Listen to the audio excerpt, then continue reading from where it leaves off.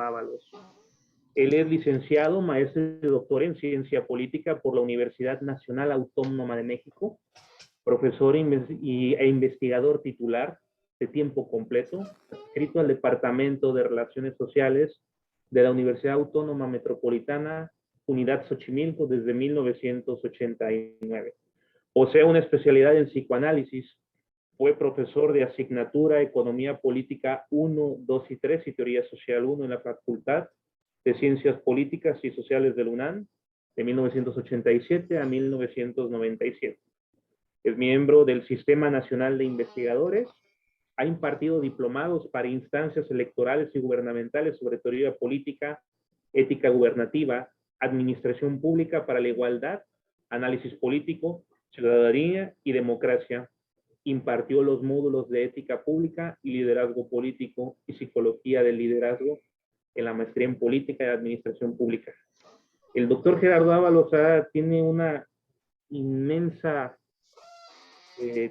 no terminaría de leer los artículos que ha escrito el doctor, también sus libros, pero hoy precisamente queremos darle paso a esta obra magistral, me atrevo a decirlo porque ya lo corroboré, la leí, y pues que el doctor Gerardo nos comparta qué dice el monarca, el ciudadano y el excluido, grandes figuras políticas y universales. Doctor, bienvenido, esta es su casa, adelante, el escenario es de usted. Muchísimas gracias y en primer lugar deseo agradecer la invitación, en especial de Humberto Romero, que pues tuvo a bien invitarme a abrir estas actividades de Sabiduría Atrévete a Pensar y de Resurge Imagen, que es la instancia base de esta organización. Entonces, lo primero es que uno es diplomático y uno es bien educado. Entonces, pues deseo agradecer infinitamente la invitación a hablar sobre algunos de los temas que se desprenden del libro llamado El monarca, el ciudadano y el excluido, hacia una crítica de lo político, que está viendo desde el año pasado su segunda edición, corregida y aumentada.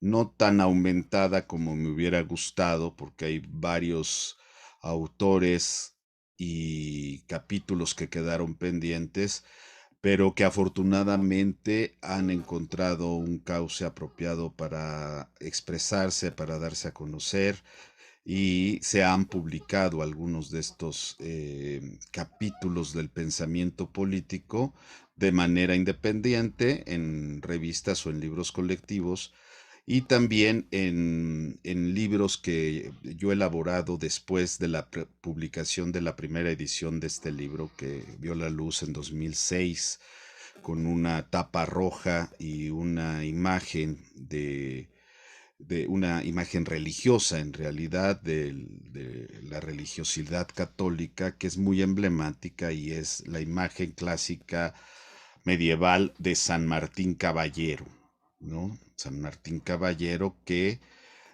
rasga su capa para compartirla con un pobre, con un miserable, con un hambriento, que estaba en realidad adaptando esa forma del pobre para efectivamente poner a prueba la razón de que San Martín Caballero fuera el Robin Hood, avant la lettre, ¿no?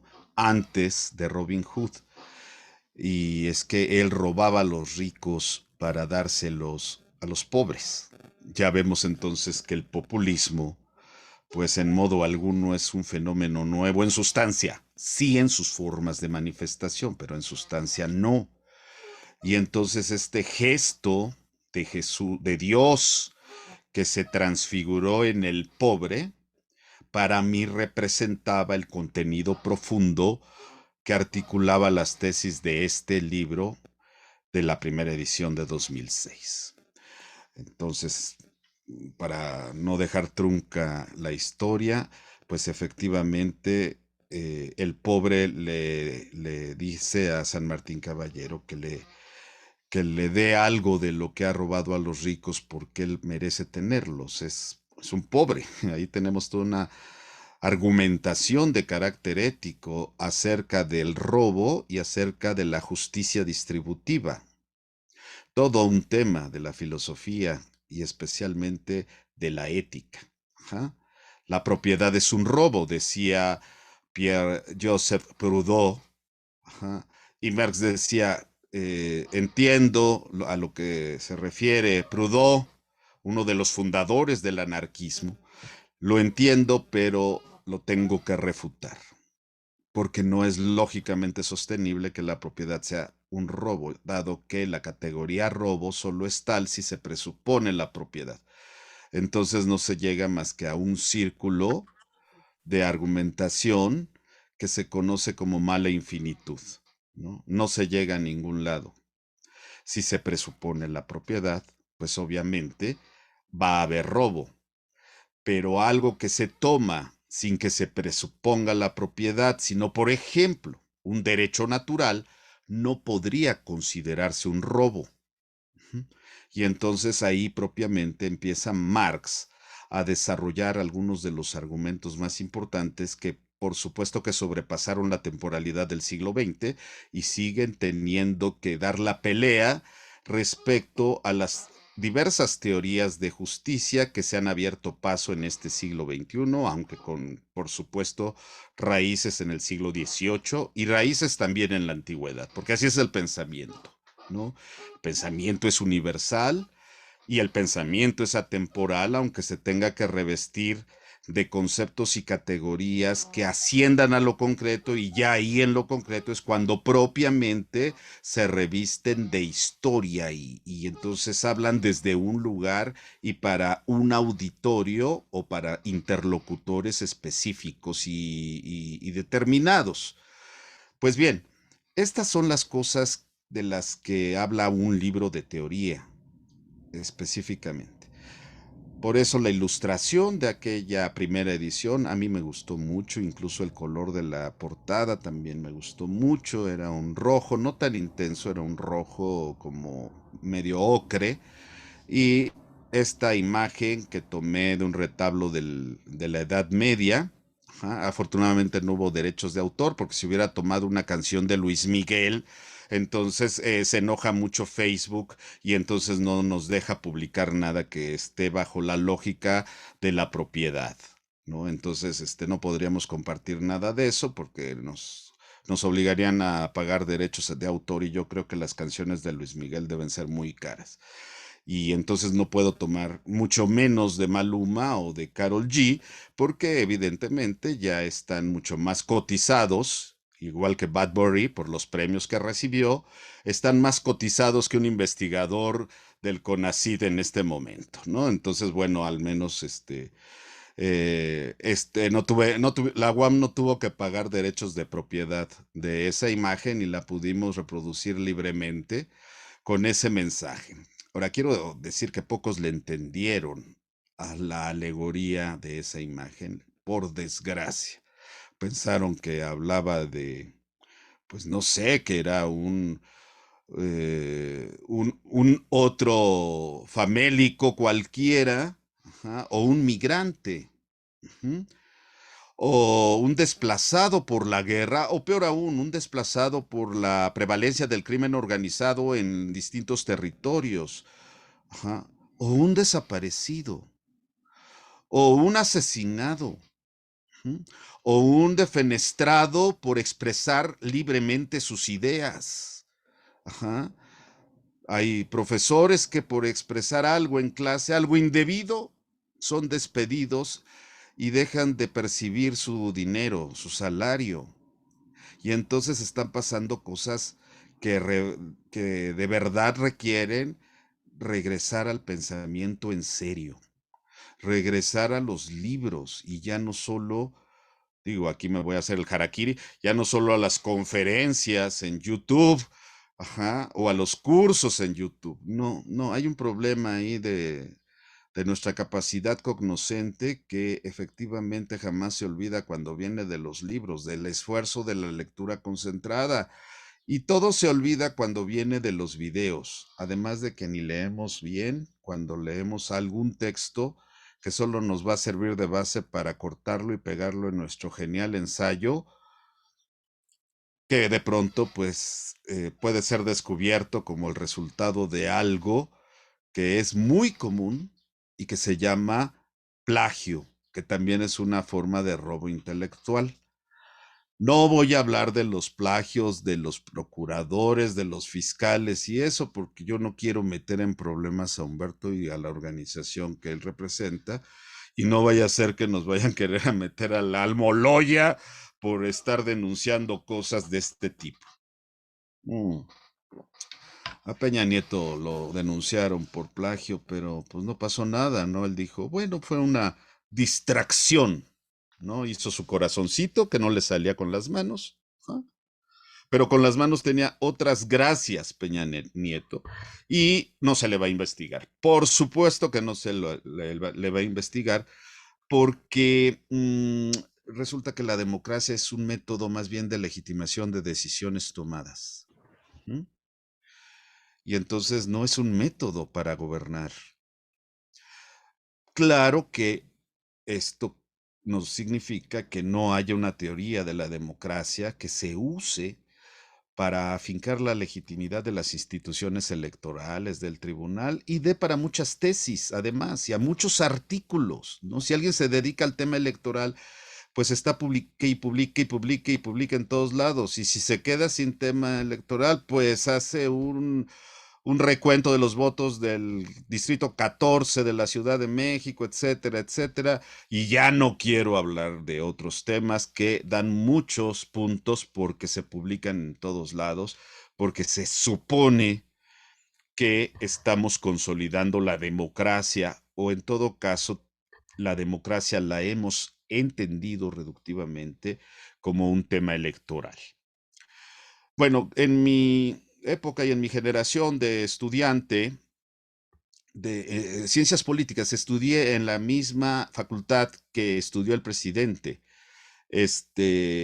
Y en esas clases, bueno, se revisaban autores clásicos, por supuesto que había distintas corrientes de trabajar con los autores clásicos, pero pues se entendía efectivamente que eh, había ciertos libros que se tenían que asumir como libros de texto indudablemente, como el de Saban, como el de Chevalier, como el de Copleston, es decir, libros que hacen una revisión en ocasiones exhaustiva hasta donde da un libro didáctico y que uno pues compra o en ese tiempo se sacaban unas fotocopias espantosas, obviamente no había PDF ni nada de eso, y ya cuando uno lograba juntar algo de dinero, lograba comprar el libro de Saban y ya tenía uno la sabiduría de la teoría en un solo libro, ¿no? Después ya vino un profesor muy importante de estudiar con Norberto Bobbio en Italia y aquí vino a transmitir la manera en que Norberto Bobbio enseñaba la teoría política y él mismo fue ampliando esta manera de, de acercarse a la teoría política. En fin, eran otros tiempos, había otros grandes maestros, ya habían pasado los maestros de esa generación de González Pedrero y Flores Olea. González Pedrero recientemente fallecido, que en paz descanse. Flores Olea se murió también, pero un poco antes. Bueno, eran los grandes maestros que habían ido a estudiar a Europa y traían de Europa las últimas novedades, cosa que ya quedó rebasadísima en la era de la globalización. Ujú.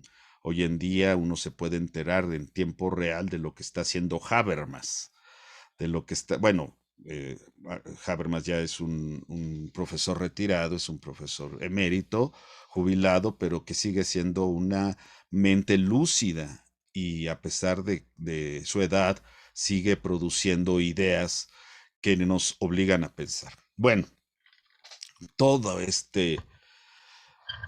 estas referencias previas son para decir que la primera edición pues se acabó a pesar de que la UAM no tiene un sistema de distribución comercial, produce libros pero no los distribuye y no está ahí en la lógica comercial la UAM. Entonces yo creo que esto nos pasa a todas las universidades que son de difícil distribución, los libros que solo se producen por una universidad, como fue el caso de la primera edición.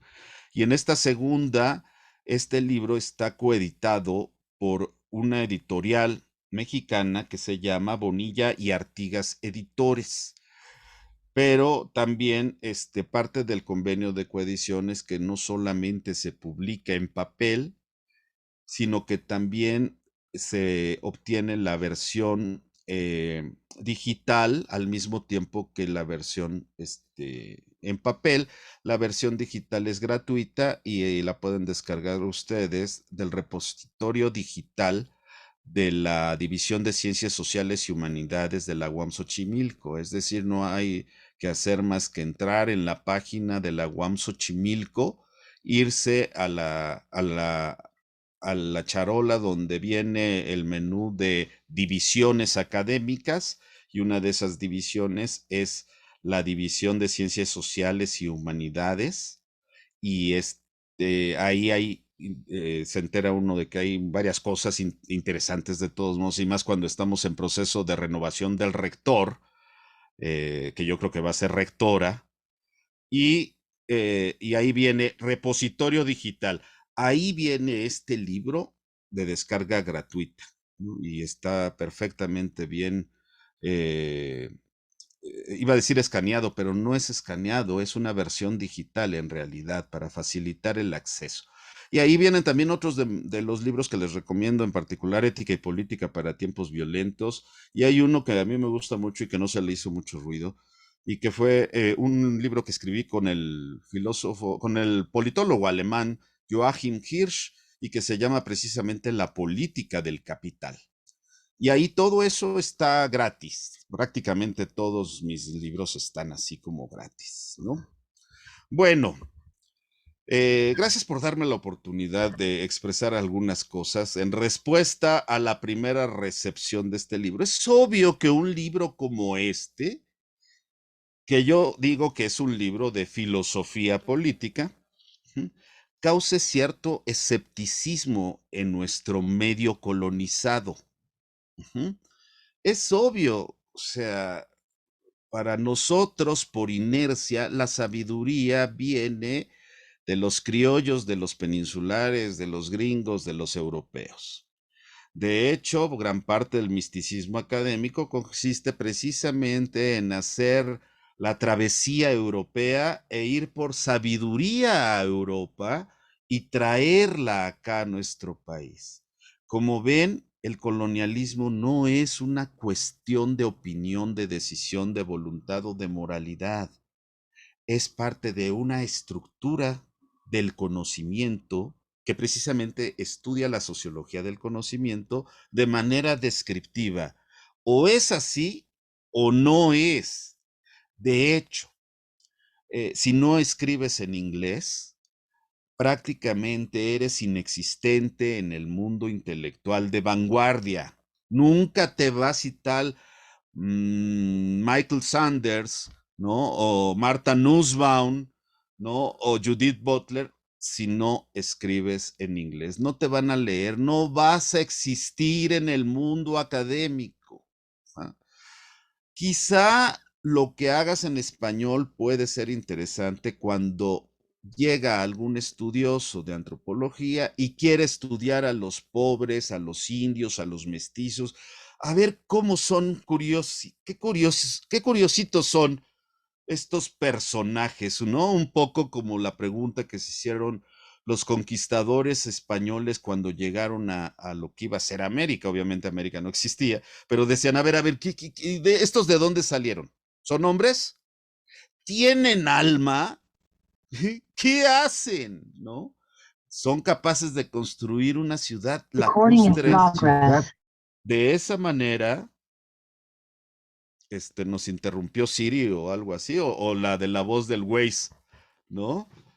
Que no nos vaya por la rotonda, hombre. Y entonces, bueno, este asunto de la colonización no es una decisión, ay, ahora voy a leer a Fray Servando Teresa de Mier y ya con eso soy anticolonial, ahora voy a leer a Bartolomé de las Casas y ya con eso ya me purifico. Espérense, la cosa es muchísimo más compleja, no es eso. Y lamentablemente lo que está adquiriendo una notable fuerza es la pretensión de construir una deconstrucción, es decir, de fortalecer una visión propiamente del sur o latinoamericanista de las cosas, decolonial, que es como una rama del pensamiento poscolonial, que es como una rama de los estudios culturales de la India, pero que se basan en un europeo, un italiano, Antonio Gramsci. Entonces las cosas con el pensamiento no tienen que ver con el lugar de nacimiento. Es como estudiar a los jóvenes. ¿Ah? Cultura política en los jóvenes. Pues ahí ya estás introduciendo una determinación biológica que es el ser joven en primer lugar antes de ser construido. Pero el primer factor de construcción social de un pedazo de la juventud es que unos son dominantes y otros dominados. Y eso da a una cierta juventud una ontología diferente a cierta otra juventud, ontológicamente diferente. Entonces, estos estudios de los jóvenes, los adultos mayores, por otra parte, los homosexuales, las mujeres, los indios, perdón, los pueblos originarios, resulta que están cayendo en una red de falacias que lamentablemente están conquistando cada vez más espacios en las universidades. Bueno, este es el ambiente en el que cae un libro de filosofía política escrito por un mexicano que no es sobre ningún autor, ni tampoco se apoya en algún autor. El origen de este libro es una tesis de doctorado que dirigió precisamente Enrique Dussel. Y pues durante muchos años estuvimos trabajando en esa tesis, leía y no, él no estaba muy contento con mi forma de enfrentar, de estudiar, de interpretar y de comprender la filosofía política, porque no incorporaba nada de lo que Dussel en ese tiempo estaba trabajando como la política de la liberación. Ya tenía una política de la liberación, es el tomo 4 de su primera Ética Latinoamericana de la Liberación. Y el tomo 4 era de política. Yo me lo sabía de memoria, obviamente, pero no terminaba de gustarme porque faltaba el momento maquiavélico. Sí, faltaba el momento maquiavélico. O sea, todo esto está muy bien, Enrique, le decía, pero tú no solamente estás repitiendo a Baltasar Gracián y estás diciendo lo que deben hacer los gobernantes y lo que deben de hacer los gobernados. Es decir, estás haciendo un tratado de prudencia, ¿sí? Aristoteliano, tomista. Y entonces, pues, no, ¿no? Por ahí no va la política. La política tiene que incorporar a Maquiavelo, ¿no? Tiene que incorporar a Freud y su pulsión de muerte. Eso no es posible. Ahí no entra. La pulsión de muerte es inasimilable, inasimilable para la filosofía de la liberación. ¿No? Lo malo es que en lugar de refutarla desde el punto de vista lógico, simplemente la desacreditan diciendo, eso es eurocentrismo y se acabó, ¿no? Entonces, bueno, no, yo no estaba de acuerdo con eso. Tampoco estaba de acuerdo en su visión de Hegel, ¿no? Es decir, esto de la analéctica, pues es muy frágil. Y una vez, pues yo estaba entusiasmadísimo sacando algunas conclusiones de la fenomenología del espíritu, y una vez muy contento le preguntaba a Enrique Dussel algunas de las cosas que me parecían importantes en su diálogo con la filosofía europea, pero él me mandó así directo a otro lado, ¿no? Me mandó a los terrenos del otro. Nada más que nunca me especificó si era el gran otro o el otro chiquito de Lacan. Así que como no encontré al otro, pues entonces yo insistí con Hegel, porque pues no terminaba de entender a Hegel. Y él me decía, no, yo trabajé hace muchos años a Hegel, no me voy a regresar a Hegel, yo ya superé a Hegel con la analéctica. Y yo dije, es que no has superado a Hegel con la analéctica. Ujú. Porque la analéctica pues es un invento que requiere dialéctica para poder funcionar, ¿no? Es decir, el otro, aunque le pongas otro absoluto o aunque le pongas el frágil absoluto, puede ser frágil, pero eso es circunstancial o accidental, es absoluto. Y pues estamos hablando de una categoría metafísica en buena filosofía, en filosofía aristoteliana, ¿no? Ahora quieren estudiar a Boaventura de Sousa Santos sin haber leído la metafísica de Aristóteles. No entiendo cómo se puede hacer una epistemología del sur sin haber leído a Aristóteles. No lo entiendo. Sí lo entiendo. Es la necesidad de propaganda. Es la necesidad de publicidad. Es la necesidad de hacerse un lugar que termina siendo un lugar en alguna universidad de Europa o de Estados Unidos. Curiosamente, quienes son los defensores de la decolonialidad, pues resulta que son propulsores de una de las formas del colonialismo académico más evidente y más lacerante. En ese ambiente, pues sí fue de un gran valor, no para mí, sino para mi universidad querida, que cada vez está más colonizada, por cierto, en mi querida universidad. Eh, es un gran valor haber publicado un libro, insisto, de un mexicano sobre filosofía política que se presenta de esa manera. El monarca, el ciudadano, el excluido. ¿Mm? Y el subtítulo era hacia una crítica de lo político, ¿no? Es el subtítulo es muy dusseliano, todo es hacia, ¿no? Como Marx cuando estaba haciendo sus escritos previos al Capital, le puso hacia una crítica de la economía política o contribución a la crítica de la economía política. Sur, ¿no? Con Z, sur, hacia. Ajá. Y eso lo hace Dussel. Pero Marx en el primer tomo del Capital, que publica en 1867, dijo, ya bastó, ya basta el Asia. Esta es crítica de la economía política. Das Capital, crítica de la economía política. Y entonces, pues, pero aquí yo todavía me voy. Esto es necesario para ir a una crítica de lo político, ¿no? Y evidentemente el escepticismo se expresa de distintas formas, el escepticismo ante esta obra. De pronto pones un post, ya no se usa la publicidad así de una inserción en la jornada, aunque sea en el correo ilustrado o algo así, para que compren tu libro, para que lo lean, para que sea tomado en cuenta, ¿no? Ahora se usan las redes sociales para eso y entonces, pues si es el Twitter, pues ustedes saben que es el gran terreno del odio y de los haters. Y entonces ahí le va mal a cualquiera. Si no es por una cosa, es por otra, pero de todos modos, el Twitter es el espacio del flujo y reflujo del odio. Y pues a veces con perfiles falsos, a veces pues ya ni contestas, etcétera, ¿no? Entonces, pues ya mejor después de Twitter te vas a Instagram y ahí subes una selfie y ya. Y subes una selfie de tu perrito y ya. Y más si es un perrito feo, corriente y todo esto es un perrito rescatado. Y entonces, pues tienes 10 millones de likes y te vas a sentir muy bien. Esa noche vas a poder descansar.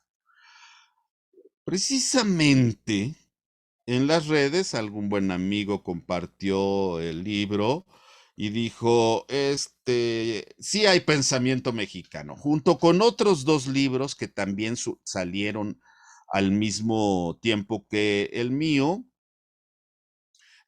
uno sobre psicoanálisis, ahorita lamentablemente olvidé el nombre, y otro sobre filosofía, y el mío. Y entonces, pusieron, ya ven cómo si hay pensamiento mexicano, ¿no? No tenemos que ir a León Portilla para descubrir el pensamiento mexicano, ¿verdad? Y entonces, pues yo le agradecí mucho, oye, qué gran gesto y no sé qué. Pero vino el hater, ¿no? Clásico. Espero que no se nos cuele por aquí uno, porque una vez se colaron en una conferencia y pusieron una imagen obscena, ¿no? Y entonces sí me saqué de onda, ¿no? Así como que dije, ¿que será el otro? ¿Será la epifanía del otro acá? ¿O qué pasó?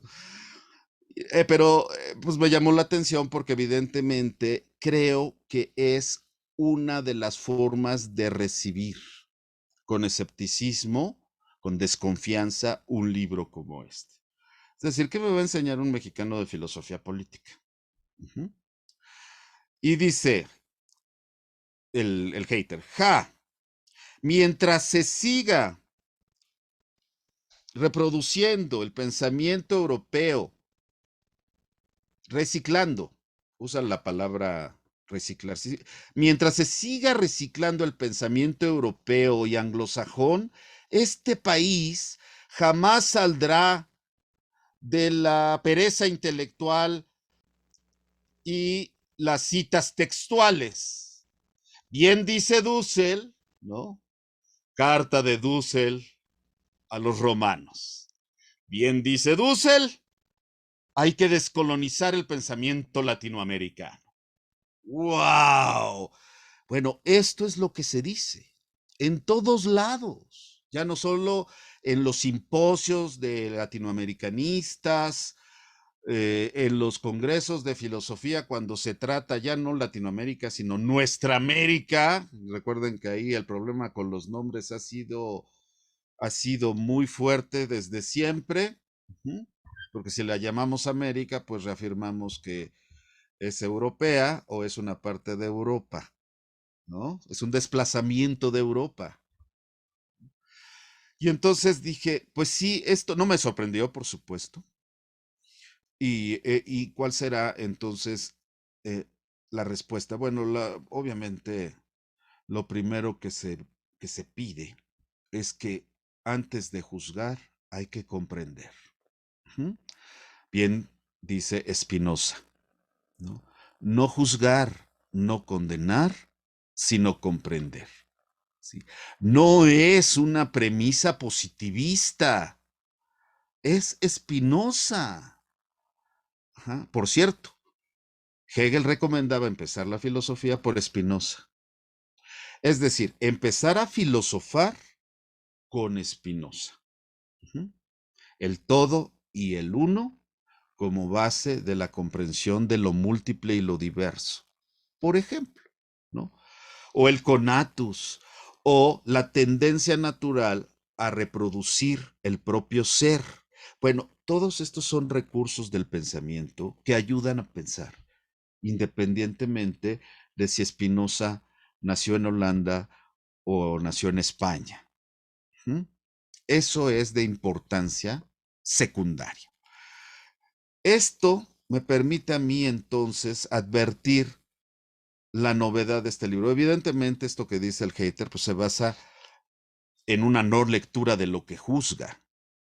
Es evidente que no me ha leído y ya dice, prejuzga, que solamente cito o parafraseo o reciclo el pensamiento europeo.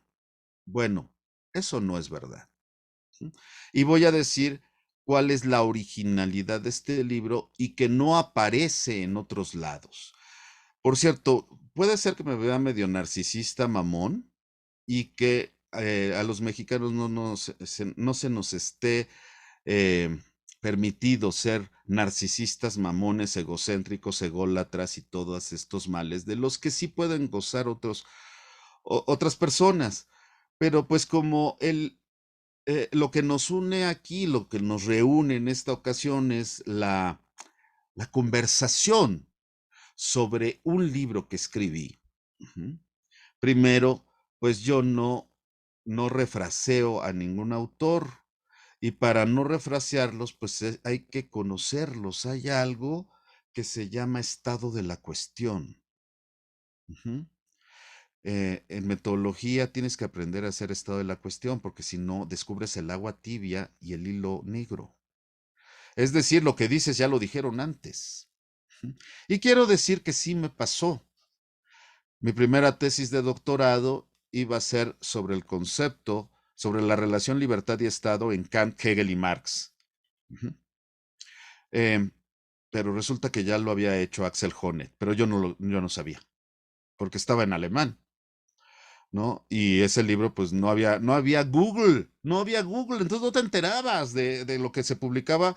Tenías que ir a Frankfurt, tenías que meterte a la biblioteca, ajá, y a las bases de datos de las bibliotecas, y entonces era como te enterabas que había un escrito sobre el Estado, sobre Estado y libertad en Kant, Hegel y Marx, así tal cual.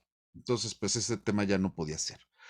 Después, se me ocurrió hacer el concepto de Estado en la fenomenología del espíritu de Hegel, y resulta que ya lo había hecho un alemán, Martin Busse, en los años 30, justamente, y que tenía una coda medio fascista, nazi en realidad, y por eso no había sido traducido ni al inglés.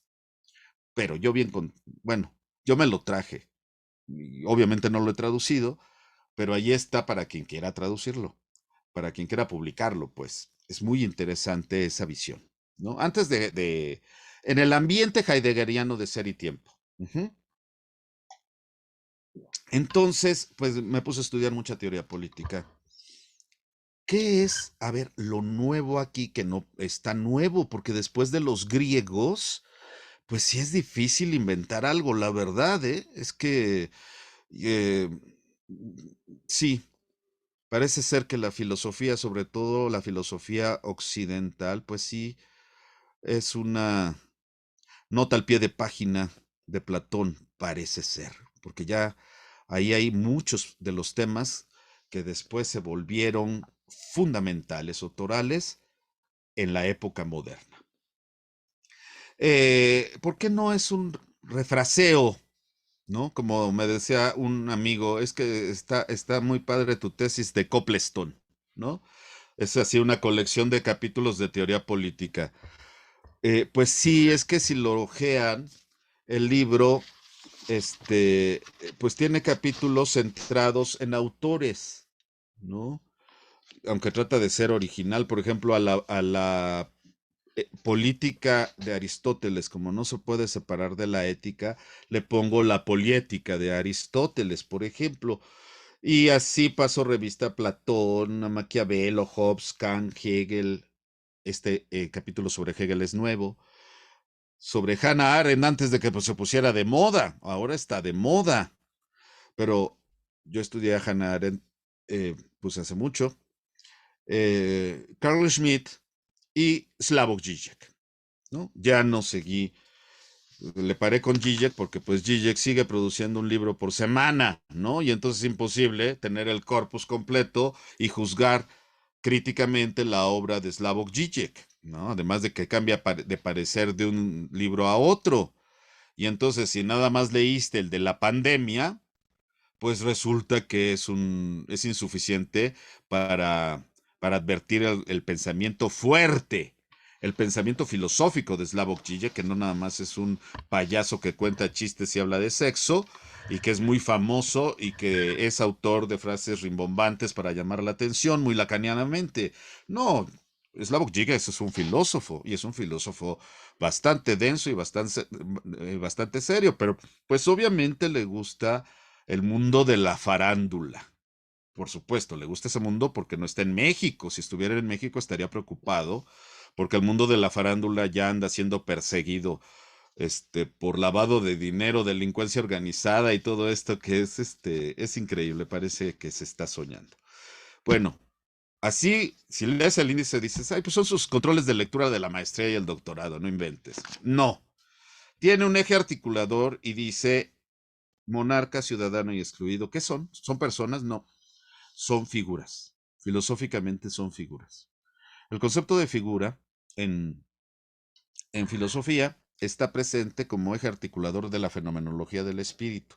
Ustedes saben que la fenomenología del espíritu de Hegel es la ciencia de la experiencia de la conciencia, o sea, es el viaje de la conciencia hasta volverse conciencia y autoconciencia.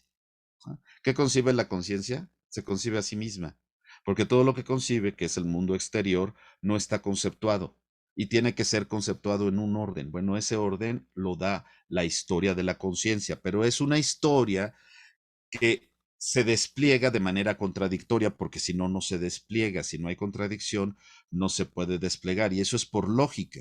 Para yo advertir la categoría de movimiento, necesito una negatividad, ¿no? Un lugar y un no lugar. Y entonces ya puedo advertir que hay movimiento. ¿Por qué Aquiles nunca alcanza a la tortuga en las famosas aporías de Zenón? Porque no está presente el factor velocidad que se obtiene de una distancia y un tiempo. Por eso Aquiles nunca alcanza a la tortuga, porque Aquiles es veloz, esa es su facultad, esa es su virtud, pero en términos de distancia no puede alcanzar lógicamente a la tortuga, por eso una flecha nunca llega a su destino. Una carta sí, dice Lacan, una carta siempre llega a su destino. Y es cierto, es verdad, pero esto no es más que un gesto dialéctico lacaniano que le hace gracias efectivamente a su maestro Kojev, que sí tenía algo de hegeliano, pero lo demás, digo que lo fuerte de su filosofía era de su cosecha, ¿no? Del buen Kojev, que conquistó a los franceses y desde entonces, en todas las lenguas romances, hablamos del otro, ¿no? ¿Quién es el otro? ¿No? La otra vez en una conferencia yo decía, bueno, ¿y quién es el otro? Y me contestaron, pues el otro es la mujer, es el pobre, o sea, lo que yo quiera, lo que yo quiera. Si es lo que yo quiero, entonces el otro es un lugar metafísico, es una categoría. El otro está en el pensamiento, ¿no? No es sociológica ni antropológicamente alguien concreto, es el que yo quiero. Por ejemplo, Simón de Beauvoir dijo, el otro es la mujer. Pues sí, Levinas, el otro es el pobre. Para Enrique Dussel, el otro es el pobre, porque hay toda una teología del pobre en la filosofía cristiana. Perdón, ¿y la filosofía cristiana de dónde viene? ¿Viene de las pirámides? ¿Viene del mundo náhuatl? El concepto de libertad, ¿de dónde viene? El concepto de absoluto, ¿de dónde viene? Entonces resulta que no podemos combatir a contentillo lo que no nos gusta porque no nos guste. Bueno, eso lo podemos hacer, por supuesto, pero estamos en el territorio del juicio, de la capacidad de juzgar, y eso requiere cierto rigor categorial. En otras palabras, siempre, siempre, siempre pensamos. Y para pensar yo requiero hacer operaciones del pensar, aunque yo piense en una cosa y aunque yo piense en otra.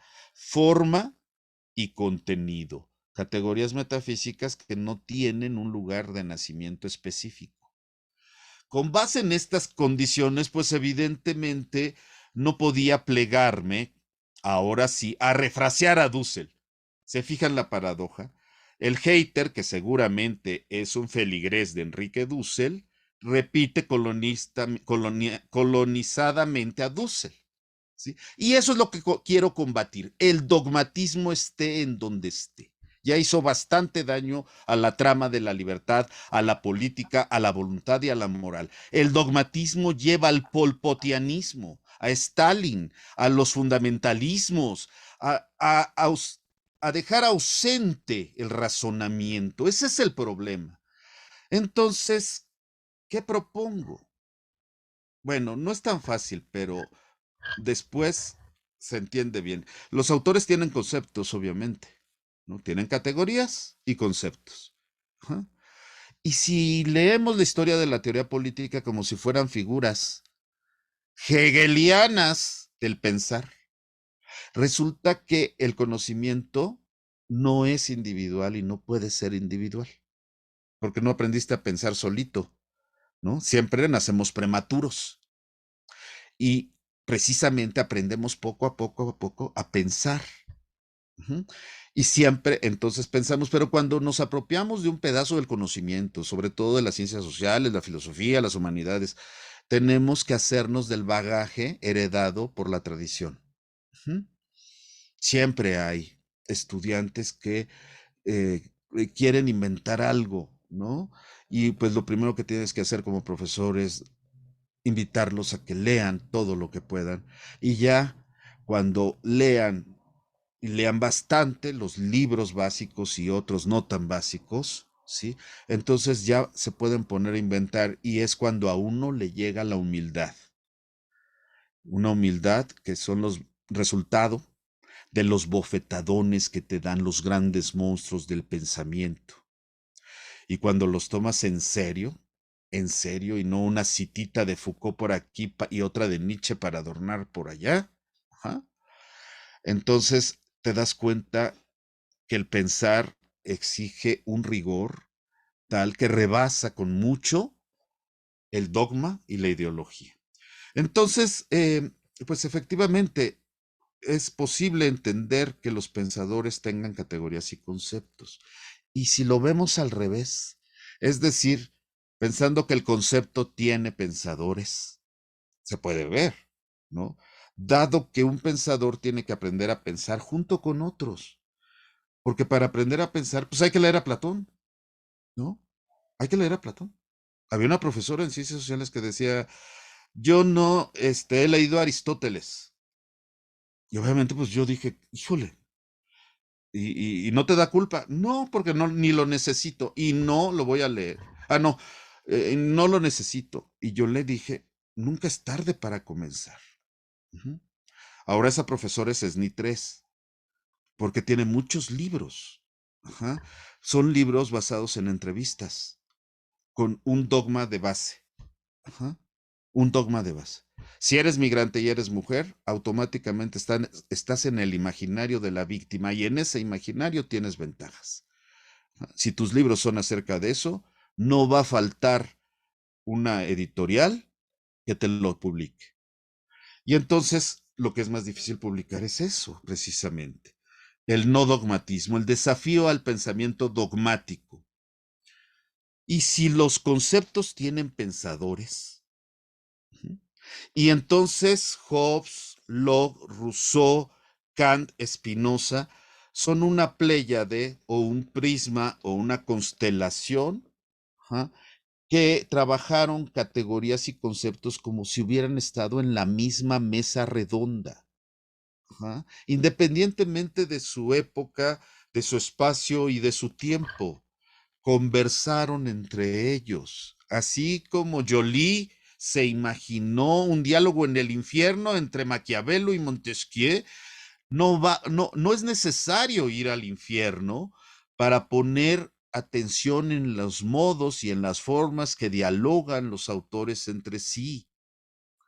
Y entonces la gran matriz del pensamiento político moderno, pues evidentemente está más que en Maquiavelo, en Hobbes, que tiene la pretensión de estudiar científicamente al individuo, que ya había sido una invención del Renacimiento, porque no había individuos en la antigüedad, individuos abstractos, había héroes, había guerreros, había reyes, había estirpes, es decir, había derechos adquiridos noblemente en el arte de la guerra y por eso alguien llegaba a ser importante en la vida. No se nacía hombre, no se nacía mujer, simplemente que eso se forjaba al calor de las guerras, de los honores, del poder y de haber alcanzado el reconocimiento de los conciudadanos y finalmente la gloria, que era la garantía de eternidad. Esa era la aspiración. No hay individuo. Es el Renacimiento el que inventa el individuo abstracto y por tanto genera la adaptación del derecho natural, del viejo derecho natural, ahora a la pluralización de los derechos naturales de todos los seres humanos, de todos, por el hecho de nacer, nacen ya con derechos naturales. Y se forma entonces el justnaturalismo moderno, tal y como lo plantea Norberto Bobbio, pero en realidad es un contractualismo. Es decir, la idea de que los seres humanos son individuos racionales que tienen libre voluntad y que por esa libre voluntad, pero también acicateados por el miedo, forman acuerdos y forman contratos. Por lo tanto, en Hobbes, ¿se acuerdan que el hombre es el lobo del hombre? Pues sí, pero hay un último lobo y que permanece como lobo. No es una persona, es el soberano y el soberano no es una persona. Ujú. El soberano es un lugar. El lugar del que da el derecho, ujú, y a partir del derecho gobierna, ¿sí? Hobbes no es totalitario. Esa profesora que les cuento de que decía que no había leído Aristóteles, también decía que Hobbes era totalitario. Entonces, pues yo no decía nada, ¿no? Yo sí, yo bien calladito. Pero son parte de las cosas, de los errores que se cometen, verdaderos errores garrafales, cuando no se lee Aristóteles, evidentemente. Pues bien, esta es una propuesta de leer la teoría política de cierta manera. ¿De qué manera? Pues desde el presente hacia el pasado, porque solo existe el presente. El pasado es una dimensión del presente. No existe el pasado como tal, ¿no? Nunca vamos a poder entrevistar a Villa, a Pancho Villa. No, por más que nos cuente Paco Ignacio Taibo cómo era Villa, no lo podemos constatar por nosotros mismos. Es una pelea de historiadores como una pelea política, porque es del presente hacia el pasado. Y lo mismo sucede con el pensamiento. La forma valor es, fíjense, sí está presente en la mercancía, pero también en el dinero, en el capital, en el proceso productivo y sobre todo en el sistema global. Es decir, aquí se cumple uno de los requisitos básicos que nos impone la filosofía para pensar lo singular. Todo es silogismo, entonces todo tiene que tener esta estructura lógica, universal, particular y singular. Para comprender lo que pasa en un país o en una zona, en una región, pues hay que entender la lógica del todo. No significa entender todo, significa entender la lógica del todo. Y en consecuencia, en este caso, en el caso de la teoría política, pues si hoy en día nos está estructurando la vida entera y las formas de la muerte, la forma valor, esto quiere decir que estamos unidos los unos con los otros, no tanto por los sentimientos y las pasiones, las emociones y los afectos, ni la voluntad ni la moralidad. Estamos unidos forzosamente por una abstracción real, es decir, lo que significa el valor. ¿Mm? Eso es el recurso a una abstracción que todos imponemos en medio del tú y del yo. El tú y el yo solamente se forman a partir de esto que nos une de manera obligada. Y esa obligación proviene del sistema de necesidades. No estoy hablando del modo de producción, estoy hablando del modo de producción, claro, pero como parte del sistema de regulación de las necesidades.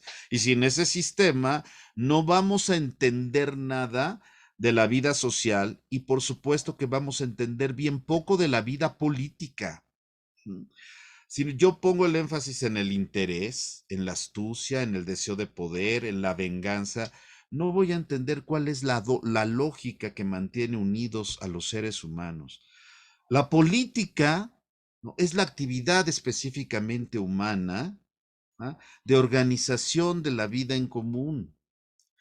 Y esa organización ha de ser racional, aunque supone como dado un sistema de necesidades y también un sistema de organización de todo esto que llamamos subjetividad. Por supuesto que eso también va a la par de los elementos vinculados con la forma valor. Esa forma valor es ineludible. ¿No hay verdades universales? Claro que las hay.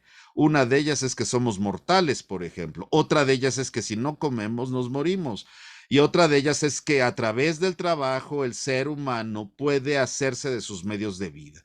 La paradoja contemporánea, a mi juicio, explotada ideológicamente, es que gracias a ese gran sistema de capacidades basadas en el trabajo, o sea, en el conocimiento, ¿sí? Trabajo es esfuerzo, sí, claro, pero esa es la visión judeocristiana del trabajo, donde se impuso como un castigo. Pero el trabajo es sobre todo trabajo intelectual, trabajo de diseño, trabajo de planeación. Y ese trabajo da lugar a la ciencia y la tecnología, que por lo demás da lugar a las mejores armas que logran hacer imponerse en la guerra. Esos son los secretos de la política. No es el voto, por Dios, no es la democracia, no es el populismo. Eso existe, por supuesto, nadie dice que no exista, pero existen sobre una base hermenéutica, una base que es un horizonte de comprensión que tiene a los seres humanos en relación, pero unidos no por su voluntad y no por sí mismos, sino por ser personas, sino por ser sujetos del sistema de necesidades y regular sus relaciones a través de una abstracción. Desde entonces, lo abstracto domina sobre lo concreto. Desde hace tiempo, que no vivimos en un antropocentrismo catastrófico para la naturaleza desde hace mucho. Desde que el ser humano dejó el poder soberano en la abstracción real del tándem mercancía, dinero y luego la constelación dinero, capital. Desde ahí el ser humano no importa el cuerpo, el espíritu, el pensamiento de un individuo sale sobrando, no importa. Se pueden morir y no pasa nada. Lo que importa es que prevalezca el dinero. Y cualquiera puede decir, vamos a despreciar el dinero porque somos humildes y la humildad es una virtud cristiana. Pues resulta que el dinero es la concreción del ser humano. Por eso es tan importante. Es la concreción del ingenio, del trabajo, de la capacidad de diseñar del ser humano. Y en el mundo moderno ese dinero se sale de madre, se desborda. Y produce un mundo fetichizado. Desde hace mucho no era necesario, sí era necesario, pero ya estaba en Marx, pero lo rescató Jean Baudrillard en el sistema de los objetos y sobre todo en el libro clásico de la sociedad de consumo.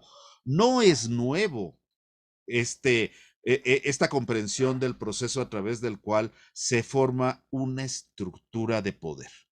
Entonces, ¿dónde está el poder? Precisamente en la relación.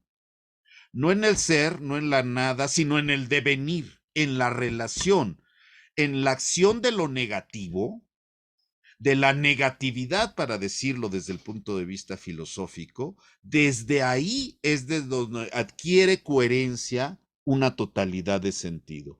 Si con base en esto pensamos lo político, es decir, lo que es político, lo que llega a ser el estatuto de ser político, entonces vamos a encontrar una lógica con tres momentos fundamentales. El monarca, siempre, siempre, puede ser el estratego en la democracia ateniense, pero siempre hay un principio, un principio universal monárquico. Monarca siempre va a haber, por más democráticos que seamos. Siempre va a haber una figura de referencia última y su quid lo señaló Carl Schmitt. Lo señaló antes Hobbes, dar las leyes y no estar sujeto a ellas. Ese es el soberano propiamente. Y Carl Schmitt lo declara de una manera un poco diferente. Soberano es aquel que puede declarar el estado de excepción. Y por tanto, el monarca está dentro y está fuera del orden político. Ese momento que está fuera del orden político es lo negativo o lo excluido. Entonces el excluido no es el pobre. El excluido es parte de una lógica constitutiva de todo orden de sentido, incluyendo el orden político.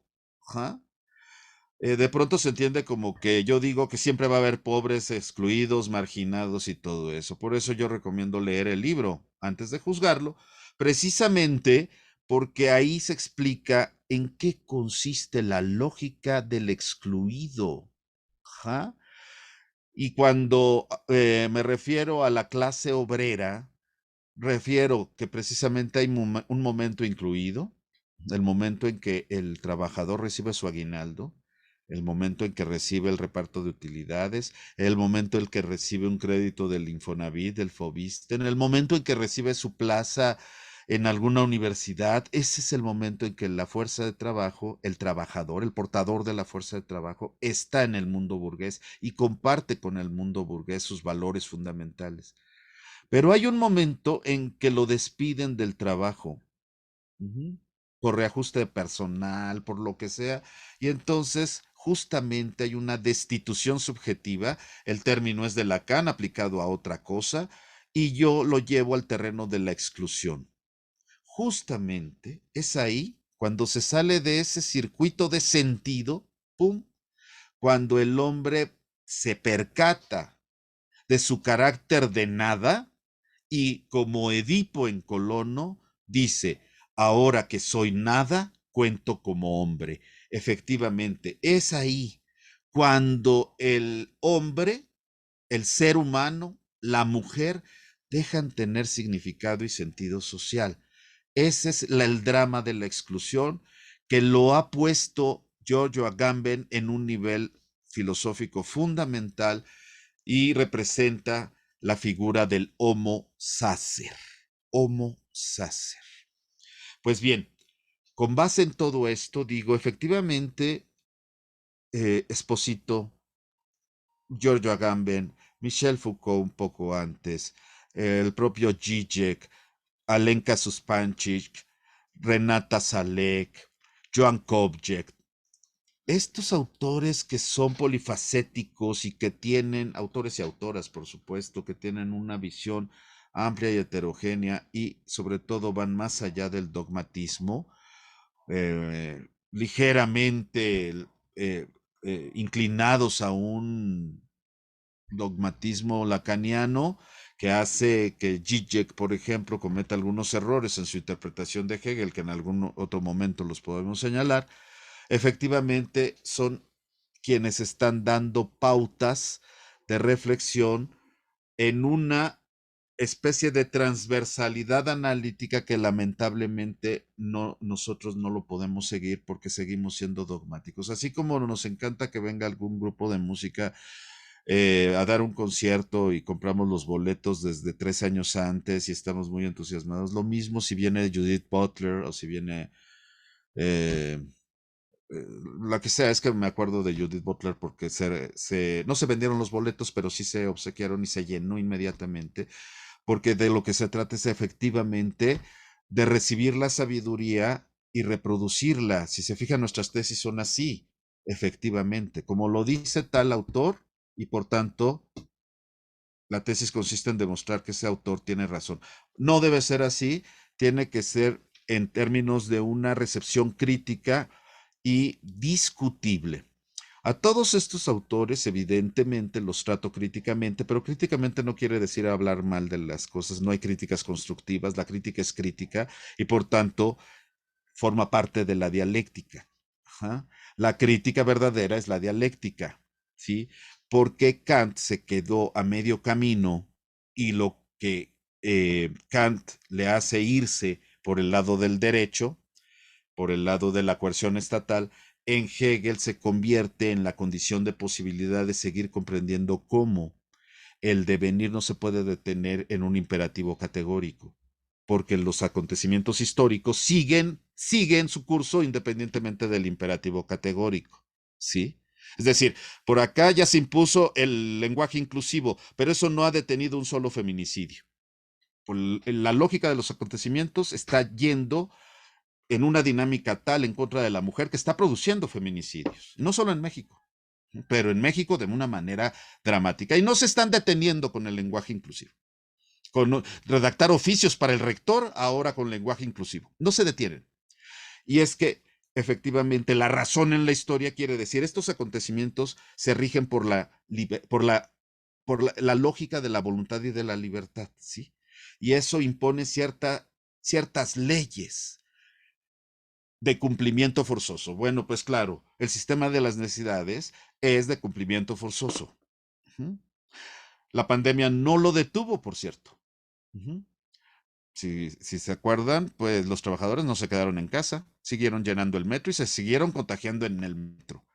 Y el mayor número de muertos proviene del sector de la población que trabajó durante la pandemia, que estaba en edad productiva, que eran los trabajadores, los jefes de familia y las jefas de familia también. Del sector de la población. Ay, me estoy oyendo a mí mismo, me estoy desplegando espiritualmente como en Hegel. Bueno, listo, doctor. Creo que con eso hay suficientes provocaciones como para iniciar un diálogo. No sé cómo veas, Humberto. Yo creo que con eso cumplo la presentación de las ideas torales de este libro. Claro que sí. Bueno, pues a partir de este momento queda el panel abierto para que hagan algunas preguntas al ponente. Pues como dijo, está a la orden el efecto Dunning-Kruger de especialistas que hablan sin saber del tema y pues más en este tema de política. Alguien que guste intervenir, pues es bienvenido para que le ceda el micrófono o alguna pregunta que tengan para el ponente.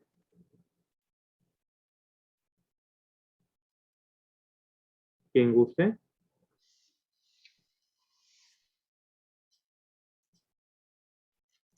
Pueden alzar la mano o también igual.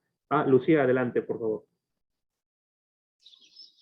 Gracias, buenas tardes, compañeros y compañeras. Antes que nada, muchas gracias al doctor por su compartir. La verdad es que da para mucho, mucho, mucho. Fue súper interesante escucharle. Me quedo con más dudas, muchas, muchas dudas, y sobre todo con la inquietud de leer su libro. Anoté algunas cosas que me parecieron súper interesantes de lo que alcancé a escuchar. Yo quisiera preguntarle, doctor,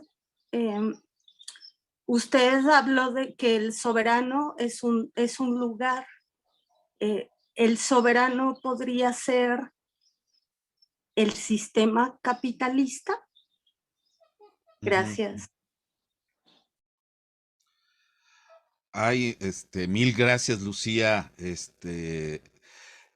que, y acertadísima la pregunta, ¿no? El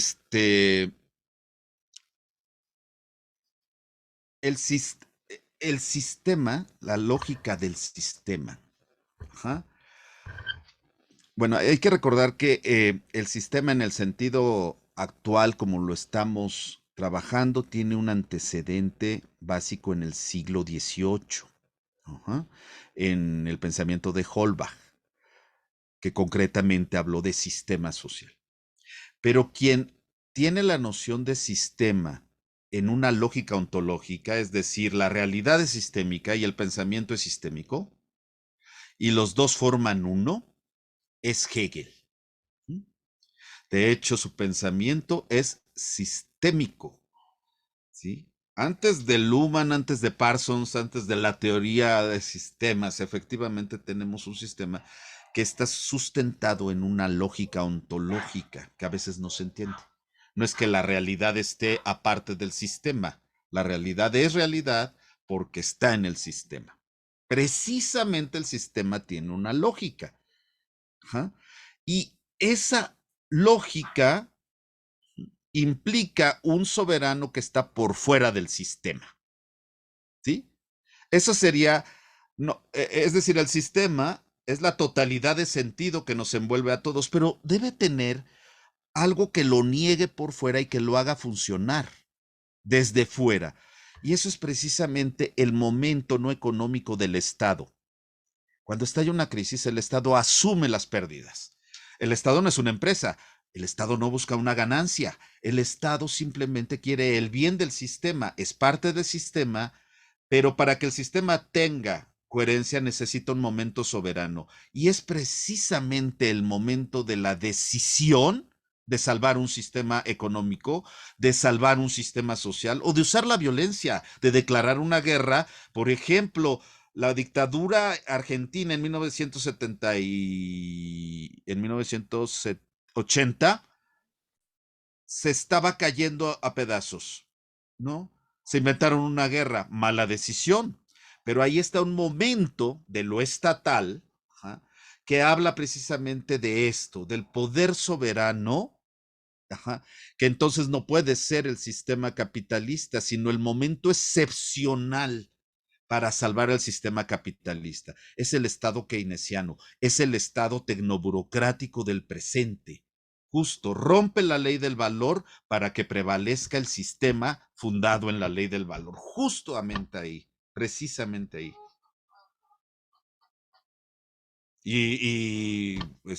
Muchas gracias. Si no tienes el libro, te lo hacemos llegar. ¿Qué te parece, Humberto? Si regalamos 2 libros, ¿no? Claro. A estas preguntas así tan padres, que nos deje su dirección y se lo hacemos llegar con todo gusto. 2 libros, ¿no? Sí, por Obsequiamos. favor, ahí escríbanos en inbox y yo ya me coordino con el doctor para hacerte llegar tu libro, Lucía. Claro que sí. Muchas gracias. Sí. Adelante, la siguiente pregunta, Eric, por favor. Ok, bueno, muchas gracias. Una excelente presentación, la disfruté muchísimo. Pido una disculpa por no prender la cámara debido a que no estoy en condiciones, pero bueno, lo que quisiera preguntarle es un poco, yo lo que estoy trabajando son las organizaciones como tal, ¿no? Y justo hace unos días tenía la problemática de cómo pensar el ciudadano dentro de las organizaciones, ¿no? ¿Cómo pensar el ciudadano, por ejemplo, en una empresa? Y usted comentaba ahorita acerca del trabajador, cómo el trabajador podía estar incluido y excluido en algunos momentos dentro de una empresa, ¿no?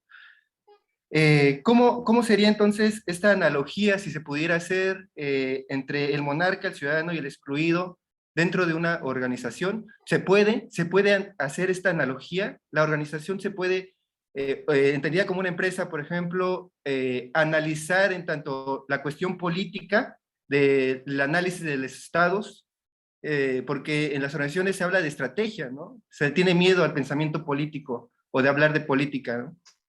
Se dice estrategia para intentar suavizar, pero es poder, ¿no? Entonces, ¿se podría hacer estas analogías? Muchas gracias. Sí, de hecho di un curso de administración pública y entonces, por ejemplo, la teoría del liderazgo en la administración pública, pues está calcada de la teoría del liderazgo de la administración de empresas, ¿sí? Y en la administración de empresas hay una lógica organizativa sistémica. Por tanto, pensar, por ejemplo, en un proceso de reingeniería o de reorganización de cualquier organización, de hecho, no digo, se debe pensar en términos sistémicos, sino que se piensa en términos sistémicos. Y entender una lógica de un sistema pasa por entenderlo desde el silogismo, universal, singular, particular, y luego se intercambian los lugares. Lo que es singular es también universal. Lo que es particular alcanza la universalidad. O sea, no hay fijeza en que alguien es universal y lo es para siempre. No, ocupa el lugar de lo universal y ocupa el lugar también de lo particular y de lo singular. Estos 3 momentos son consustanciales en toda organización, incluyendo la organización de la administración pública y también, obviamente, de la administración de empresas y también de la organización de la escuela y también de la organización del mundo de las industrias culturales, por ejemplo, etcétera. Porque es lógica, es silogismo, ¿no? Y entonces se cumple el momento de lo uno, claro, porque si no, no puedes hablar de lo múltiple. Sí. Cuando hablas de democracia dices, todos participan, sí, pero se llega a una decisión, ¿sí? Y cuando se llega a una decisión, ¿qué pasa con quien no la cumple? Se hace sujeto de la coerción estatal. Entonces, democracia no quiere decir que todos participan al mismo tiempo en plebiscitos y plebiscitos y plebiscitos, y que ahora podemos tener un voto electrónico desde cualquier lugar del mundo y todo eso, y la democracia es lo más civilizado y la construcción de ciudadanía, ¿no? Esto no contribuye a la construcción de la ciudadanía. ¿Y quién te dijo que el ciudadano es soberano en el mundo moderno? El ciudadano es individuo y por tanto es impotente, por Dios. No pasa nada si no votas. Pero si hay una corriente que dice no votamos y el 90% no vota, entonces ya es una fuerza política que actúa como uno, por cierto, actúa como uno. Entonces siempre vamos a tener estos momentos, pero efectivamente eh, el momento en la organización, ya ves que hay varios esquemas, incluso en los libros de administración de empresas, los distintos esquemas que incluso ya hay plantillas para hacer presentaciones de los distintos esquemas organizativos de la empresa privada. Todo depende del lugar que ocupe en la producción, de en qué sector productivo esté ubicado, en qué país, cuál sea su monto, su dimensión de capital individual, si cotiza o no en la bolsa. Todos estos son determinantes que te permiten centrar el problema de la organización. De que hay decisiones, hay decisiones. De que no necesariamente las toma el dueño, eso es cierto. Acuérdense que el mando tecnoburocrático implica ceder las decisiones a los expertos, al grado tal que una de las características de nuestra época es una especie de gobierno mundial de los expertos, ¿sí? Ellos dictan la batuta. Ustedes lo vieron. Donald Trump era uno de los empresarios más exitosos del mundo gringo, hasta tenía la fisonomía, el fenotipo del gringo triunfador, ¿sí o no?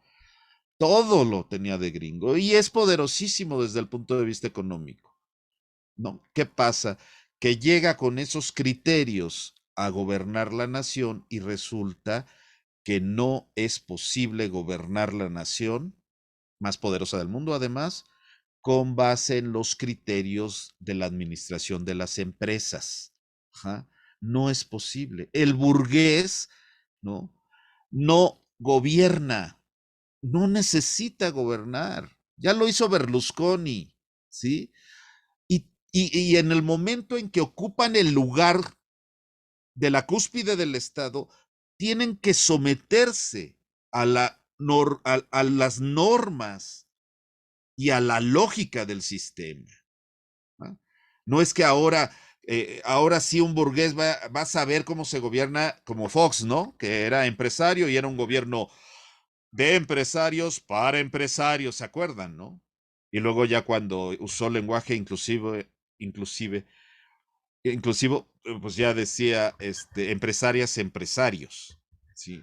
Decía, es un gobierno de empresarios para empresarios. No hacen falta los pinches políticos tradicionales porque esos políticos son huevones, no saben gobernar. Nosotros sí les vamos a enseñar cómo gobernar. Y van a ver cómo va a gobernar Nuevo León, Mariana y Samuel, ¿no? Ahora sí van a enseñar cómo gobernar. Bueno, llegan, igual que Cuauhtémoc Blanco, llegan y se enfrentan a una estructura de poder que no entienden, no entienden. Hace falta ciencia, ciencias sociales, ciencia política para entender la dinámica del ejercicio del poder. Mentira que no se necesite gran ciencia para gobernar, basta amor al prójimo y vocación de servicio. Eso es falso. Se necesita una gran penetración intelectual para comprender la dinámica de un sistema y la lógica de un gobierno. Casi todos los empresarios que llegan al poder político, llegan al ejercicio de la autoridad estatal, pues salen como perro con la cola entre las patas, ¿no? No, la burguesía no ejerce hacia el poder, ¿no? Y alguno que otro loco, como Trump, de un narcisismo exacerbado, quieren llegar a la presidencia de la nación porque caen en la ilusión fetichista del monarca absoluto, ¿no? Pues no, no es así. Efectivamente, Trump amenazó muchas veces de romper el orden constitucional gringo, ¿no? Y pues nada más se quedaron en amenazas. Acuérdense que él gobernaba desde Twitter, ¿sí? tampoco se gobierna ni desde Twitter ni desde el Palacio Nacional en la mañanera, ¿no? Así no se gobierna. Así sí hay una política de comunicación social, pues que le funciona, funciona en México, pero pues esa no es la labor de gobierno, ¿no? Según yo. Bueno, no sé si, si debrayé o si sí te respondí la pregunta, Eric. Claro. Sí, Gracias. sí, sí, me parece que sí, sí, me queda claro entonces que se puede extrapolar estos términos Sí, de la ciencia política, de la filosofía política, hacia el sí, estudio de las organizaciones. sí, Eso era. Muchas sí, gracias. indudablemente, eso sí, indudablemente. Claro, gracias, Eric. ¿Alguien más que quiera intervenir?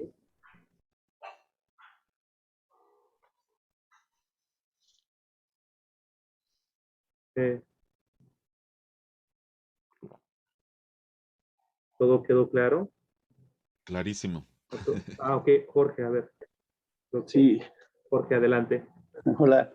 Enhorabuena, estimadísimo doctor. Muchas gracias por la presentación. Yo afortunadamente tuve la oportunidad de leer ese texto.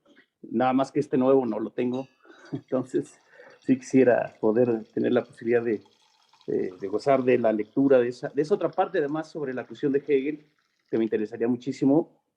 Y la pregunta tiene que ver con esta situación. Yo lo has planteado muchísimas veces, en el sentido de esta propensión a tratar de utilizar las modas que son tan recurrentes y además a veces facilitan mucho la no lectura de los clásicos, ¿no? O la no lectura profunda de muchos conceptos y categorías y del trabajo muy, muy puntual de algunos autores.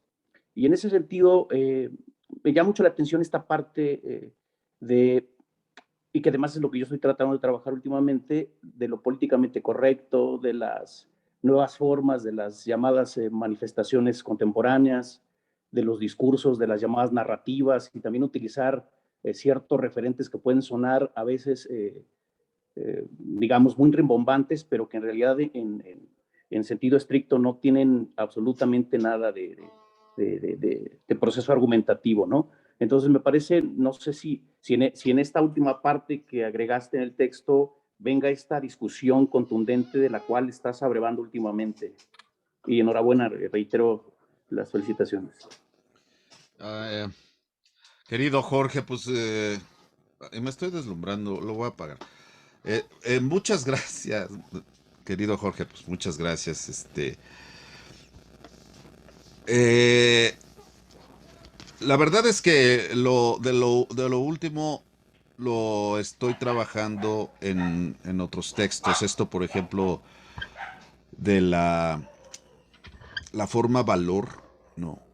No solamente es resultado del pensamiento de Marx, ¿no? Sino que los momentos constitutivos de la forma valor como organización social está en Hobbes, está también en Kant, en Hegel, en Marx, por supuesto, y también en Freud. Freud, yo lo ubico como un pensador que piensa la forma valor.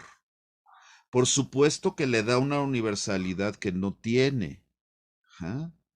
Y él está hablando en realidad de un tipo de relación, ajá, que en cuya base está el individuo marcado con el etos del burgués. Está hablando del burgués. No, obviamente en sentido peyorativo, ya ni se usa ese término, ¿no? ¿Quién usa burgués? ¿Quién usa burguesía? ¿Quién usa proletariado? Nadie, ¿no? Ahora usamos otros términos. Pero la verdad es que intercambiamos, sí o no, fuerza de trabajo universal.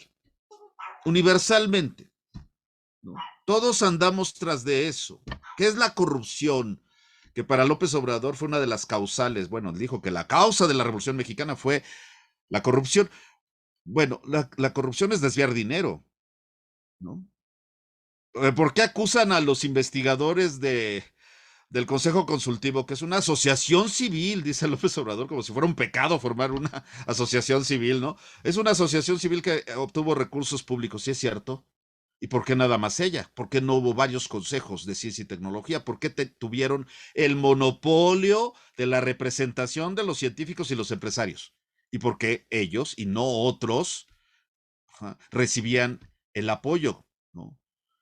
Que Gael García y Diego Luna no son corruptos, porque gracias a su fideicomiso y la gira ambulante apoyaron los proyectos de cine independiente. Está bien, pero ¿por qué ellos y no otros? ¿Por qué no hubo otros? Entonces, aquí está el asunto. ¿Por qué tenía el monopolio el Consejo Consultivo?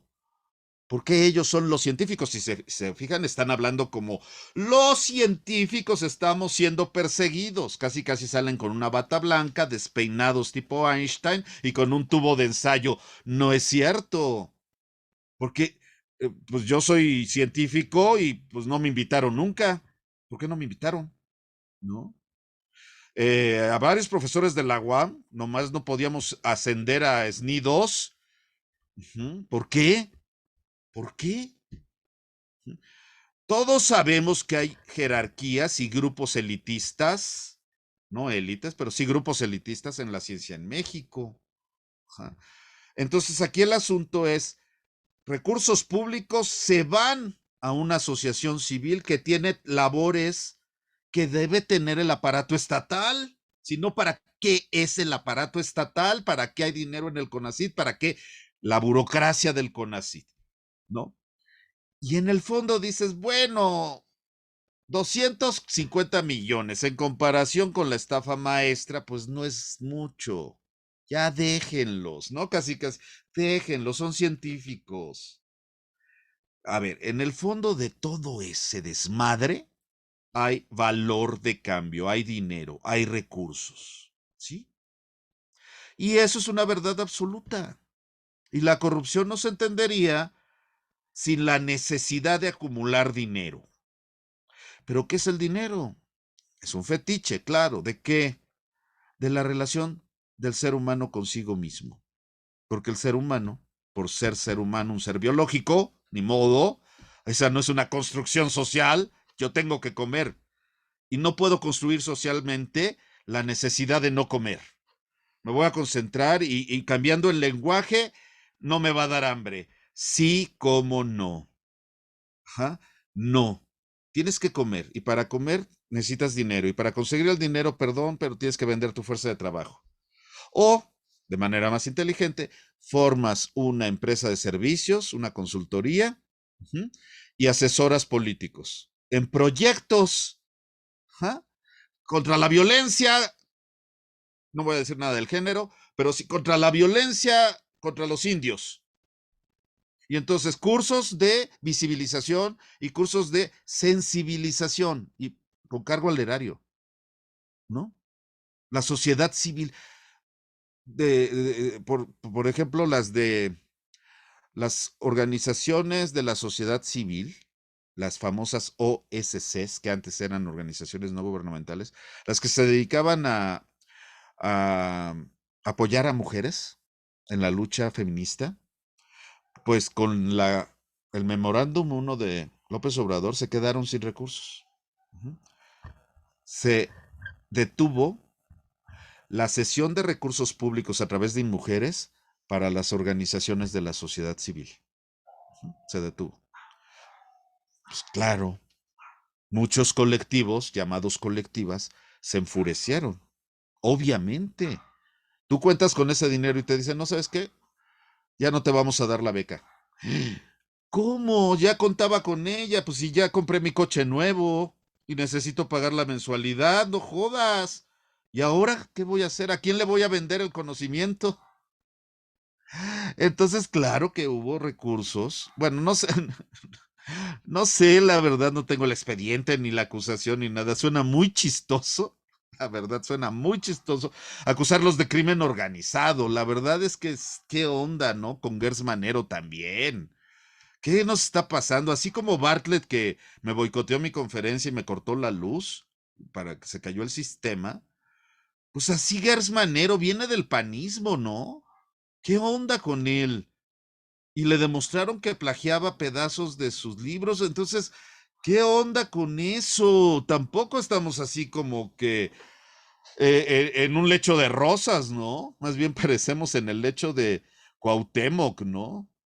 Con los pies quemados y ya sin saber qué hacer porque no hay opciones, no hay oposición. Ya para que la oposición sea Ebrard, pues ya está bien cabrón, ¿no? Bueno, perdón por las groserías. Yo sé que Humberto es muy recatado y no le gustan las groserías. Me dijo, por favor, haz tus chistes, pero no hagas groserías. Gracias, Jorge, pero, o sea, no jodas, Jorge. Tú sabes cuál es mi trabajo y sabes que últimamente estoy escribiendo un texto que va en ese sentido. Me está costando mucho trabajo porque eso de criticar a Byung-Chul Han no me va a dar buena prensa. No, no, no es no es políticamente correcto, no jodas. Gracias, Jorge. Vamos a dar paso a las dos últimas preguntas para que Sí, dos últimas intervenciones, por favor. ¿Alguien más quiera comentar algo al doctor? ¿Alguna otra pregunta? Nada más.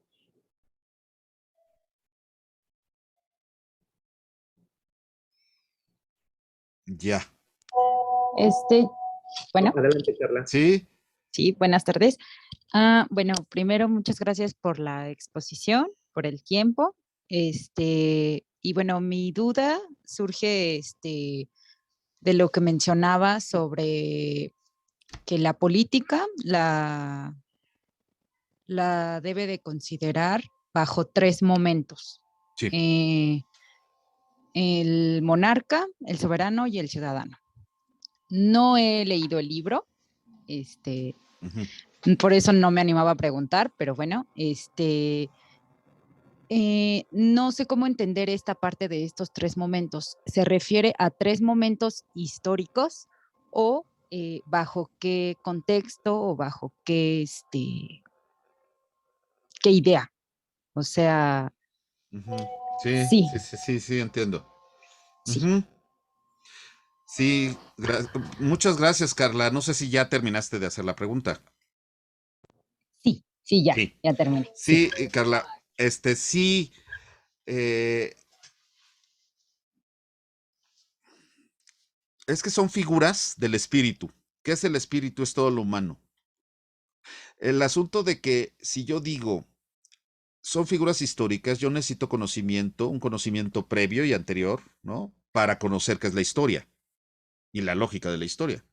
Entonces, digamos que sale más grave la solución que el problema. O en dicho mexicano sale más caro el caldo que las albóndigas. ¿Por qué? Si yo puedo todo referirlo a la historia, todo está determinado históricamente. ¿Y quién me cuenta la historia? Ujú. ¿Quién me cuenta la historia? ¿Quién es el juez que dice esto está bien, esto está mal? Ujú. Como aquel que dice no hay verdades absolutas, ¿sí? Resulta que ya se encaramó en un pedestal, en un púlpito, y desde ahí nos dice no hay verdades absolutas. O sea, esta es la verdad absoluta, mi verdad. Todo es relativo, pues menos eso. ¿Y cómo sabemos que lo que tú estás diciendo no es a su vez relativo? Hay una contradicción entre entonces la forma del enunciado y el contenido del enunciado. Entonces, este lugar sin salida, que siempre es, todo es construcción social, y quién dice y cómo lo sabe, ¿no? La inteligencia infinita que dice todo es construcción social se tiene que salir del todo y ver que todo es una construcción social. No lo desprende de la lógica, sino de su propia autoridad. Ajá. Entonces, Carla, lo que hacemos es seguir a Hegel en la fenomenología del espíritu y decir, ¿se acuerdan, no? O sea, de nada podemos estar seguros más que de que estamos pensando. Todo lo demás, pues, los sentidos nos pueden engañar, pero el pensamiento ahí está. Ujú. Entonces, ese, ese pensamiento, pues es nada si no se le configura ujú, a su capacidad esencial. Con todo el propósito, digo esencial para los que critican de esencialismo el uso de esta palabra, sin haber leído la metafísica de Aristóteles. Entonces, acá, ¿no? Tenemos un pensamiento, pero ese pensamiento en esencia es conciencia. ¿Mm? O sea, es cerebro, mente, conciencia. ¿Qué hace la conciencia? Concibe. Ujú. ¿Qué hace la conciencia? Concibe. ¿Qué concibe? Pues las sombras que nos reportan los sentidos. El radio de percepción es muy poco. Lo demás lo obtenemos gracias a la memoria y la imaginación cuando éstas ayudan a las representaciones de los sentidos. Y gracias a que otro nos enseña el significado, las palabras y su significado, generalmente esto asociado con los afectos, nos enseña mamá o papá o abuelita o hermanos. Y gracias a eso sí les imprimimos contenido sentimental a ciertas palabras o a ciertos giros que pueden ser las muecas o la voz. La mirada y la voz, bien dice Lacan, también son objetos erógenos. Y en consecuencia, aquí lo que tenemos es solo el presente. Carla, nada más existe esto. Esto es lo que existe. Lo demás es memoria, recuerdos, afectos, etcétera, nostalgias, ¿no? Por ejemplo, pero solamente vivimos el presente. Desde ese presente y esa conciencia, todo pasa por esos tres momentos, lo universal, lo particular y lo singular. Y estas se convierten en categorías de pensamiento, es decir, no tienen empiricidad, pero son más reales que lo empírico. Son categorías trascendentales que me permiten pensar. Si yo pienso lo político, a fuerza me encuentro con un montón de autores que hablan de la monarquía, la tiranía, el despotismo. Son tres momentos, son tres formas de decirle al momento de lo uno. ¿Cómo es el momento de lo uno en la democracia? Ah, se elimina el uno. No, no se elimina el uno. Ajá. Se hace un procedimiento a través del cual se elige al uno legitimado en el número, porque sigue ganando la mayoría numérica, no la mayoría cualitativa, ¿sí? No quien tiene razón, porque necesitas un tribunal que diga quién tiene razón y entonces es un cuento de nunca acabar. Tienes el uno, y ese uno es electo. Entonces la democracia tiene que negarse como democracia para pasar a ser aristocracia e intentar ser aristocracia para que con base en ella se pueda gobernar monárquicamente y no tiránicamente. Pero el uno ahí va a estar. Y tienes un montón de autores que hablan de la democracia y otros que hablan en favor de la aristocracia. Por ejemplo, Nietzsche era un aristócrata en su percepción política. Hegel odiaba la democracia porque veía que el vulgo puede hacer destrozos con las leyes. Y Rousseau, que siempre lo ponen como demócrata, en realidad era un republicano. Él manda la democracia al mundo de los dioses, no sé si se acuerden, ¿no? Si hubiera un gobierno, si hubiera un mundo de dioses, se gobernaría democráticamente. Un gobierno tan perfecto no conviene a los hombres. Entonces, ¿cuál es la labor de Rousseau? Fundamentar una república, o sea, un orden legal. Tienes entonces ese momento del ciudadano, que es el ser racional que decide sobre la conveniencia de un recto gobierno. Porque si tiene su credencial para votar, pero vota porque le compran el voto con un chantaje emocional porque recibe una beca, entonces no hay ciudadano. Se forma algo que se llama ciudadano siervo.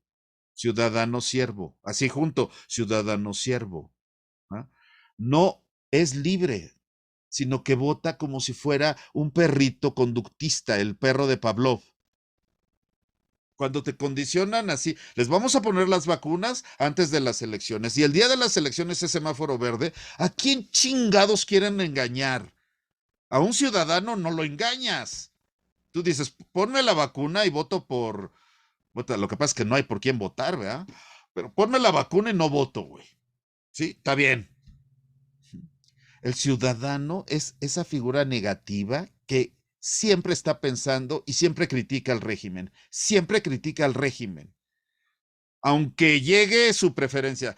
Yo voté por tal, ahí está en el gobierno y lo voy a seguir criticando porque soy ciudadano, por eso te voy a criticar. Estoy informado, no estás haciendo las cosas bien, etc. Ese es el ciudadano. La negación del principio monárquico. Si no hay negación, no hay ciudadanía, ¿no? El ciudadano que se vuelve huestes, ¿no? Cuando dices, ¿y este güey por qué está defendiendo ahora la 4T? ¿No? Si era bien pinche crítico de todos, hasta el zapatismo criticó y la chingada. Ah, pues porque tiene un puesto en la delegación, en la alcaldía. Ah, por eso dejó de ser crítico. ¿Sí? O sea, deja de ser un ciudadano, te niegas como ciudadano y ahora formas parte del grupo tecnoburocrático que gestiona el capital.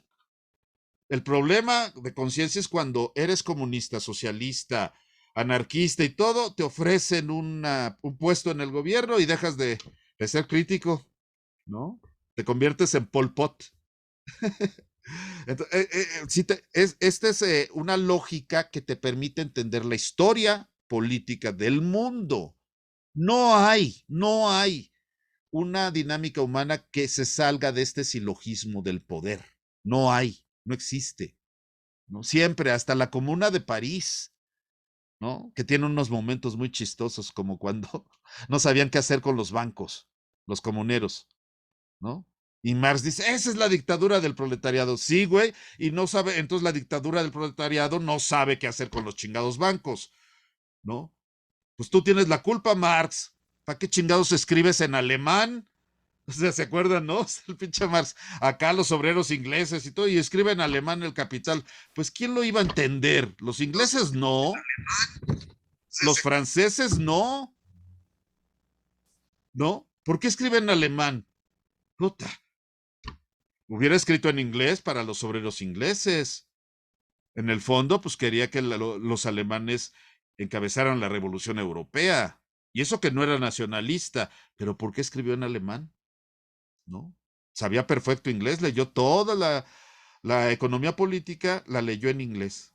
Bueno, estoy adelantando además el contenido de mi próximo libro, que ya está en prensa, ya está así, ya quiero que se publique, para que los marxistas se enojen, ¿no? Y lo quieran rebatir. Se llama Ética y Política en Karl Marx, ¿no? Y ahora es en polémica con los marxistas. Uh-huh. Pero también sirve para la historia, ¿eh? Sirve para todo. Siempre vas a encontrar un monarca, siempre, siempre, siempre, siempre. Un monarca, aunque se diga demócrata, ¿no? Aunque se diga, no me digan primera dama, por ejemplo, ¿no? No me digan primera dama, por favor. Esa negación es afirmación. Siempre hay un uno. O sea, si no quería ser considerada primera dama, simplemente no sales a la palestra, punto, ¿no? Ni cantas, ni bailas, ni nada, no sales. Te mantienes en el anonimato. Soy mujer de Andrés Manuel, pero no soy primera dama, por tanto, no voy a pedir que Andrés Manuel le pida al rey de España que se disculpe. No puede ser. ¿Sí? Como si es, o sea, ¿de dónde sale eso? Pues de un pensamiento decolonial, ¿no? Que dice, tienen deudas, ¿no? Pues ¿cuál deudas? Pues, somos mestizos, hablamos un idioma europeo, estamos instalados en una ciudad occidental que está de la chingada porque cada vez que tiembla, por lo menos aquí en Xochimilco, se mueve todo horriblemente. Y yo me acuerdo de los aztecas y digo, perdónanos aztecas porque no supimos lo que hicimos, mira nomás esta chingadera se va a caer. Pero bueno, eso es parte de la histeria del temblor, ¿no? Entonces sí, es todo eso, pero es un intento de pensar como la fenomenología del espíritu de Hegel, el tema del Estado. Es que me impresionó mucho Hegel, ¿no? Así me impactó mucho, la verdad. Dije, puta, esto sirve para pensar el Estado desde la negatividad. Claro. Gracias, Carlos. Muchas gracias. Gracias a ti también. Gracias a ti. La última intervención ya para cerrar. Muy bien. La última. Bueno, aparte de Lucía, no, pues si no hay más, pues a Lucía, adelante. Cierramos. Ay, muchas gracias. Es que pienso tanto, hay tanto que rescatar en este generoso compartir del doctor. Me quedo pensando que entonces el lugar del soberano no va a fenecer. Siempre habrá un soberano, siempre existirá un soberano y esto será una continuidad en la historia. Por otro lado, también pensaba en el doctor Bouchot.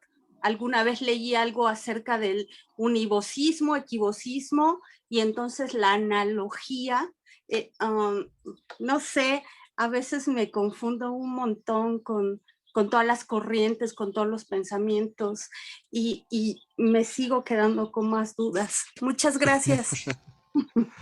Gracias. No. Oye, no, gracias a ti. La duda es la condición de posibilidad precisamente del deseo de saber. Y la filosofía sigue siendo deseo de saber. Ajá, sigue sintetizando esas múltiples formas del deseo en deseo de saber. Hegel pretendía que la filosofía se convirtiera de deseo de saber en saber absoluto, ¿no? Y creo que esto efectivamente quedó para, para después, quedó para una mejor ocasión. Hoy en día la filosofía sigue siendo deseo de saber y me alegro, me congratulo de que, Lucía, tengas más dudas ahorita que cuando empezaste la conferencia. Entonces me parece muy bien. Muchas gracias por la atención. Y tomamos los datos, ¿no? Humberto, tomamos los datos, me los pasas para enviarle su ejemplar. Bueno, pues de antemano, doctor, muchas gracias a todos.